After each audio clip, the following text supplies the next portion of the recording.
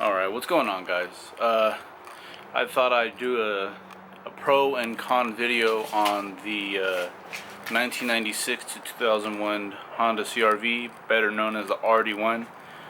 I thought I can compose this list because it's already been practically a year that I've owned my CRV. So I feel that I can properly tell you guys the pros and the cons. So let's start with the cons. Number one, I'd say finding an all-wheel drive CRV is not that hard, but finding an all-wheel drive 5-speed CRV is pretty difficult to find. Now, why is that? Well, it just is. A lot of people like to keep them and they use them on the daily, and a lot of them, I mean most of them that are for sale are automatics. So finding a 5-speed all-wheel drive CRV would be pretty hard. So that's a con. Another one would be that the trunk is really tiny. Now, let me show you what I mean on the trunk being really tiny, and you'll see exactly what I'm talking about. As you can see, that's a really small amount of space for stuff for a mid-sized SUV. But don't forget, this was the 90s. And in the 90s, a lot of cars were smaller compared to now. Now a lot of cars are pretty big inside. Okay, so now the next thing would be another con would be JDM CRVs. Now, what do I mean by that? I mean that JDM CRVs, they have a lot of cool stuff that we didn't get. For example, they have the bumpers with the fog light holes. We don't got that here. We got to import it. And before, you were able to get it on Walmart's website through a third-party company. There were replica bumpers that had fog light holes, and well, not anymore. So yeah, that's one thing that sucks. Another thing would be like in Japan, they got power folding mirrors. When you lock your car, the mirrors will fold in. That's pretty cool. They have the JDM rear spoiler. I think it looks really nice, and we don't have that as well. There's a clock like ours, but it has a temperature sensor on it, and with that temperature sensor, it tells you like how hot it is inside the car. So it's cool, a little extra thing that they have. The JDM, the actual OEM visors for Hondas, for the Rd1, they're pretty big and they look nice, good quality. Also, Honda Access released mud guards for this CRV that are red, and they look really cool. They have like CRV graffiti etched on there. It's a sticker, I'm assuming. And yeah, there's just a bunch of other accessories that we didn't get here in the States that would have been nice if we got them. And we really tend to overpay for those things. So that's another con to having a CRV. And another one, which we all know, they're slow as hell. Yes, these CRVs are extremely slow.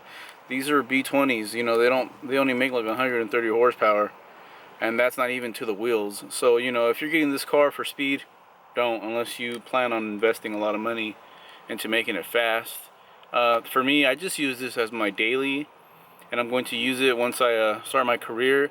But I use it, you know, also to take, you know, carry my baby with me when we go out and do stuff, and then my fiance as well. So yeah. And these seats, oh yeah, con number 5. These seats aren't the most comfortable. Now that could be because I'm 250 pounds. So it's probably because I'm a bigger guy.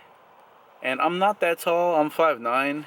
And I mean, lengthwise, it's comfortable. It's just after a while sitting in these seats, they're kind of uncomfortable.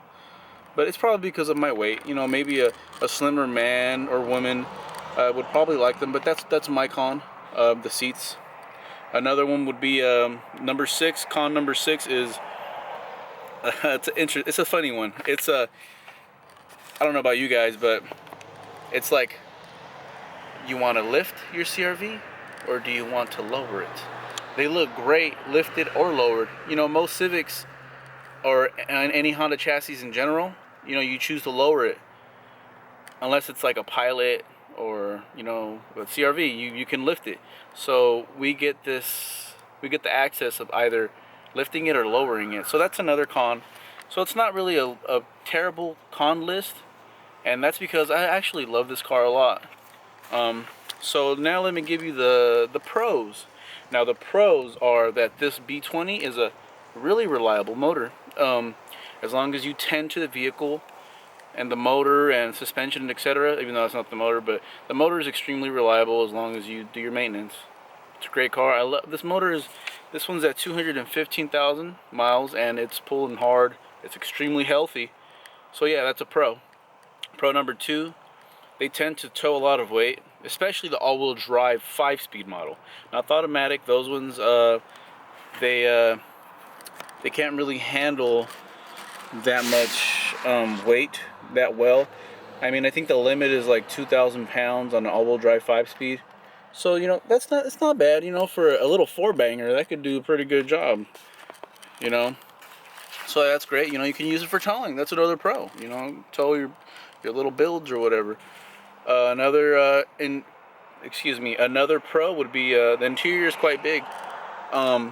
So the reason why I sold my 2014 Civic Si was because it was too small inside, and then I found this CRV, and the interior is great. I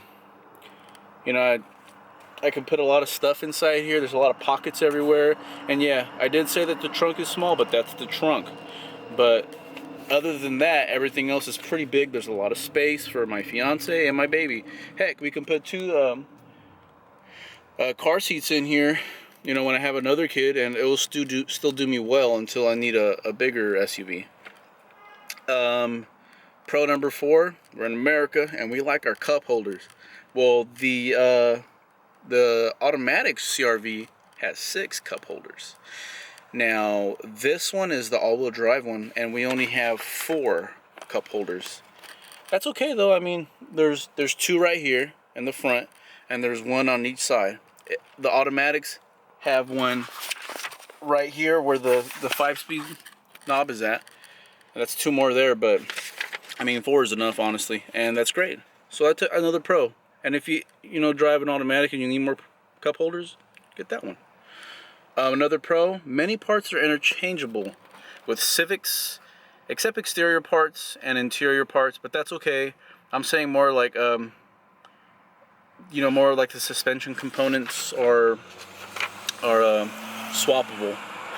Like there are some people that use some, I think it's the double wishbone suspension from the EK, so they use it to like lower it more or something, or maybe the outer tie rods. I don't know, but I know that people do use that. Or I could slap on like some NSX calipers on here and it will work fine. Everything's interchangeable, which is pretty cool. But I'll predict this in like 10 years. Finding interior and exterior parts that are specific to the CRV are going to be very difficult to find at like your local pick and pulls. It's just going to happen. It's getting older. And another pro number 6 is motor parts are interchangeable. So I have a cold air intake for an EK chassis on my CRV now. It's a CT Engineering cold air intake, and it was for EM1, and I was able to put it on this car. Plug and played perfectly well. Also, you can put a B16 or a B18 motor in this car, and it will connect with the transmission properly because it's a B series. And if you want an H series motor, you can get an H2B kit, and the motor will bolt right up. So yeah, that's about it for my pros and cons lists. So if you guys have any more questions to ask about this, just let me know. Have a good one, you guys. Like, comment, and subscribe. Peace.